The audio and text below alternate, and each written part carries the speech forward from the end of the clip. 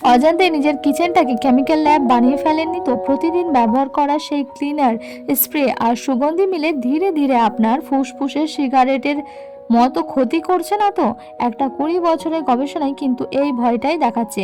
তাতে দেখা গেছে যে সব মহিলারা নিয়মিত কিচেন ও টয়লেট পরিষ্কার করেন তাদের ফুসফুসের কার্যকারিতা কমে গেছে।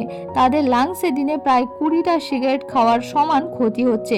সবচেয়ে আশ্চর্যের বিষয়, পুরুষদের ক্ষেত্রে এই ক্ষতি তেমন দেখা যায়নি। এবং এসবের কারণটা কি? গবেষণায় দেখা গেছে ঘর পরিষ্কারের সময় মহিলারাই সবচেয়ে বেশি ব্যবহার করেন কেমিক্যাল স্প্রে, সুগন্ধিযুক্ত detergent, hand soap, air freshener, এমনকি সুগন্ধি মোমবাতি।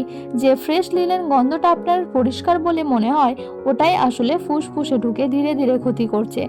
আর একটা কথা মনে রাখবেন, ফুসফুস লিভারের মতো নিজেকে ঠিক করতে পারে না। একবার ক্ষতি হলে সেটাই পার্মানেন্ট। তাহলে উপায় কি? উপায় অবশ্যই আছে। কেমিক্যালের ব্যবহার কমান, পরিবর্তে ব্যবহার করুন ভিনিগার আর জল। সঙ্গে নিন বেকিং সোডা, কাস্টিল সোপ, জীবাণুনাশক হিসেবে রাখুন হাইড্রোজেন পারঅক্সাইড। এই সহজ বিষমুক্ত বিকল্পই আপনার প্রাণ বাঁচাবে। সিগারেট খান না তো? তাহলে ঘর পরিষ্কারের সাথে শরীরকে সিগারেটের ধোঁয়ার মুখে ফেলছেন কেন? ভালো থাকুন, সুস্থ থাকুন।